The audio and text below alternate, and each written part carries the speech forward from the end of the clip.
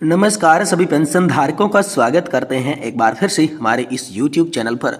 दोस्तों इस वक्त की EPS 95 पेंशन धारकों के साथ साथ सरकारी कर्मचारी और प्राइवेट कर्मचारियों के लिए भी बड़ी खबर आ रही है।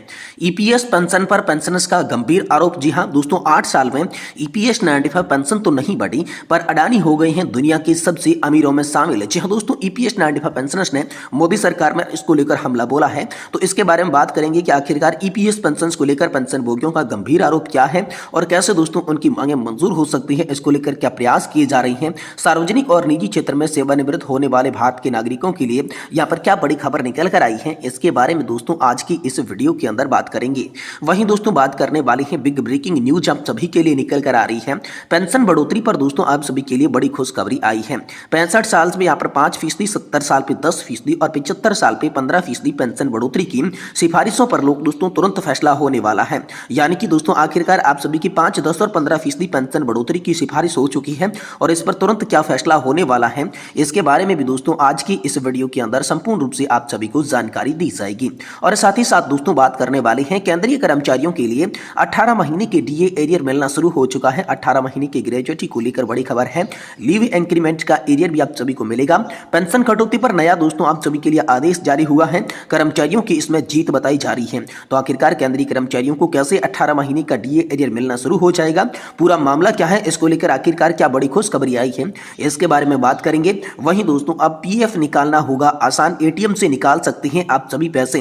तो ATM से आप सभी पैसे किस प्रकार निकाल पाएंगे, क्या सैलरी लिमिट, क्या सीमा रखी गई है, इसके बारे में भी दोस्तों आज की इस वीडियो के अंदर बात करेंगे। इसलिए आप सभी पेंशन धारकों से निवेदन है कि दोस्तों आज की इस वीडियो को आप लास्ट तक देखिएगा और साथ ही हमारे चैनल पर नए हैं तो दोस्तों चैनल को भी सब्सक्राइब जरूर कर दीजिएगा। तो चलिए दोस्तों सभी बिल्कुल यहाँ पर टाइम वेस्ट किए बिना ही आप सभी को सारी खबरें विस्तार से और सही सटीक तथ्यों पर आधारित बता देती हैं। दोस्तों पहली बड़ी खबर की बात करें तो EPF पेंशन पर पेंशनर्स का गंभीर आरोप बताया जा रहा है। सार्वजनिक और निजी क्षेत्र के सेवानिवृत्त बंदे शायद देश के नागरिक नहीं जिन्होंने 1000 रुपए में यहाँ पर मैस्कर नहीं होता है, लेकिन पेंशन भोगियों का कहना है कि अब तक एक भी पैसा उनका नहीं बढ़ाया गया, लेकिन 8 साल में मोदी सरकार ने अडानी को बहुत सारा फायदा पहुंचाया है। जी हाँ दोस्तों, EPS 95 न्यूनतम और हायर पेंशन ने टेंशन बढ़ा दिया है। कर्मचारी भविष्य निधि संगठन EPFO पर लगातार सवालों की बौछार हो रही है।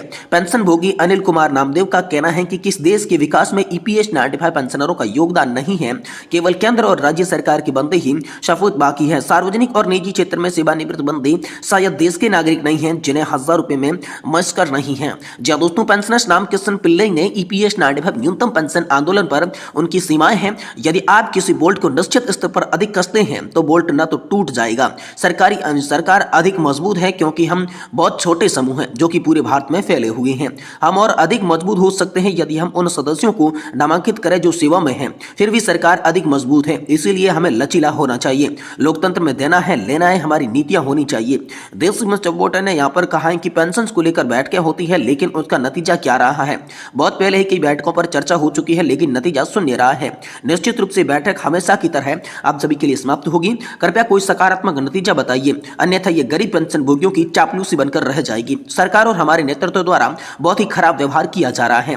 कुमार सेन मरियप्पन ने कहा है कि 2014 में मोदी सत्ता में आने पर प्रदान की गई थी। यहाँ पर EPS पेंशन में अब तक एक भी पैसा नहीं बढ़ाया गया है, लेकिन 8 साल में मोदी जी ने अडानी को भारत का सबसे अमीर लोगों की सूची में भी नहीं था, जो कि दुनिया का दूसरे सबसे अमीर व्यक्ति बना दिया है। तो ये दोस्तों कहीं ना कहीं यहाँ पर EPS 95 पेंशन धारकों की मांगों के साथ, उनकी भावनाओं के साथ कुठाराघात हुआ है और मोदी सरकार ने निजी क्षेत्र के यहाँ पर कुछ लोगों की जेब भरने का काम किया है। ये पेंशन धारक दोस्तों आरोप जो है हाल फिलहाल में मोदी सरकार पर लगाते हुए नजर आ रहे हैं, जो कि सोशल मीडिया के माध्यम से मैं आप सभी को बताने की कोशिश कर रहा हूं। वहीं दोस्तों बिग ब्रेकिंग न्यूज आप सभी के लिए निकल कर सामने आ चुकी है। पेंशन बढ़ोतरी पर दोस्तों आप सभी के लिए खुशखबरी है। 65 से 69 साल पर 5%, 70 से 74 साल पर 10%, 75 से 79 साल पर दोस्तों 15%। जी हाँ दोस्तों, खुशखबरी है। 65 साल के पेंशनर्स की पेंशन 5%, 10% और 15% बढ़ाने की सिफारिशों पर तुरंत आप सभी के लिए बड़ा फैसला लिया जाने वाला है। इसको लेकर बड़ी खबर आ रही है। संयुक्त संसदीय समिति यानी कि JPC ने 2023 में एक विशेष सिफारिश दी थी। केंद्रीय पेंशनर्स की पेंशन में उम्र के हिसाब से बढ़ोतरी की जाए। इस सिफारिश के अनुसार 65 साल की उम्र पर 5%, 70 साल की उम्र पर 10% और 75 साल की उम्र पर 15% और 80 साल की उम्र पर 20% पेंशन बढ़ाने का सुझाव दिया गया था, लेकिन यह सिफारिश अब तक लागू नहीं हो पाई है। यहाँ पर JPC ने इस सिफारिश में कहा था कि पेंशन बढ़ाने का उद्देश्य है कि बुजुर्ग पेंशनर्स को आर्थिक रूप से मजबूत बनाया जा सके, खासकर उनके जीवन यापन के इस पड़ाव में जब उन्हें ज्यादा मदद की जरूरत होती है। अभी के नियम के हिसाब से 80 साल के बाद 20% पेंशन बढ़ोतरी की जाती है, जो कि न्यायपूर्वक नहीं है। 65 साल से 75 साल के पैसों की जरूरत है, ऐसे में 80 साल के बाद पेंशन बढ़ोतरी का कोई लॉजिक नहीं होता। तो 70 से 80 साल की उम्र में ज्यादातर की मृत्यु हो जाती है। जी दोस्तों, 70 से 80 साल की उम्र के बीच कई पेंशनर्स दुनिया छोड़ देते हैं। इस उम्र में पेंशन बढ़ाने से उन्हें थोड़ा राहत मिल सकती है। 80 साल के बाद पेंशन बढ़ाने का कोई मतलब नहीं है।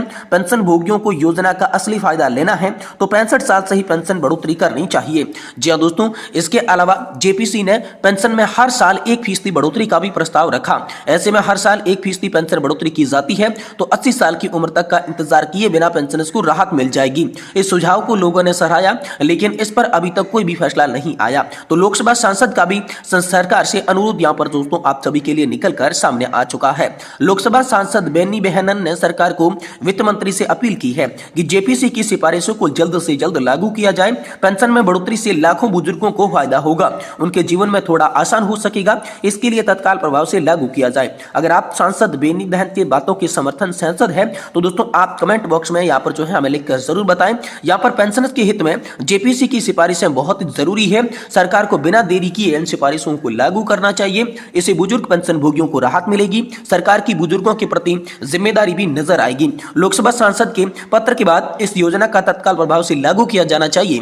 ऐसी दोस्तों हम सभी के लिए बड़ी खबरें हाल फिलहाल में निकलकर सामने आ रही है। वहीं दोस्तों अगर आप केंद्रीय कर्मचारी है तो आप सभी के 18 महीने के बकाया डीए एरियर को लेकर बड़ी खबर है। यहाँ पर कर्मचारियों की बड़ी जीत बताई जा रही है कि उन्हें 18 महीने का बकाया डीए एरियर की राशि 3 किस्तों के अंदर भुगतान कर दी जाएगी। पेंशन कटौती पर दोस्तों आप सभी के लिए नया आदेश जारी हो चुका है। 18 महीने के डीए एरियर और लीव इंक्रीमेंट को लेकर आप सभी के लिए दोस्तों बड़ी खबर आई है कि अब सरकार 18 महीने के डीए एरियर को 3 किस्तों के अंदर जारी करेगी। हालांकि इसकी आधिकारिक घोषणा नहीं की गई है, लेकिन तमाम मीडिया रिपोर्ट से यह खबर निकल कर आ रही है कि 18 महीने का डीए एरियर नए साल में आप सभी को 3 किस्तों के अंदर भुगतान करके दिया जाएगा।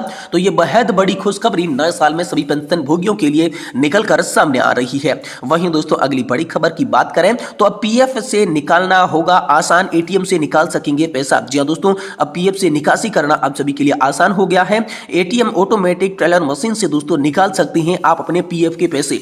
जनवरी 2025 से ईपीएफओ यानी कि कर्मचारी भविष्य निधि संगठन बड़ी बदलाव करने जा रहा है। पीएफ निकासी अब दोस्तों आप सभी के एटीएम से संभव हो पाएगी। इसको लेकर बड़ी खबर आई है। कर्मचारी भविष्य निधि संगठन ने हाल ही में बड़ा बदलाव करने की घोषणा की। इस बदलाव के तहत जनवरी 2025 से पीएफ खाता धारक अपने खाते से पैसे निकालने के लिए एटीएम का इस्तेमाल कर सकेंगे। यह कदम ईपीएफओ की डिजिटल सेवाओं को बढ़ावा देने और खाता धारकों को पीएफ निकासी प्रक्रिया को आसान बनाने के लिए उठाया गया है।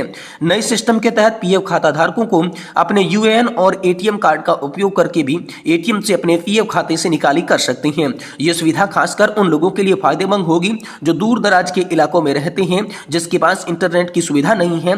दोस्तों यहाँ पर जो है इस नए बदलाव से दोस्तों आप सभी को बेहद बड़े फायदे होंगे। तो यहाँ पर बात करें लागू होने की जो तारीख बताई जा रही है वो 1 जनवरी 2025 से बताई जा रही है और इस सुविधा का जो नाम है पीएफ एटीएम निकासी रखा गया है। जो सभी ईपीएफओ के खाता धारक इसके पात्र होंगे और दोस्तों इसमें यूएएन या फिर एटीएम कार्ड की जरूरत होगी।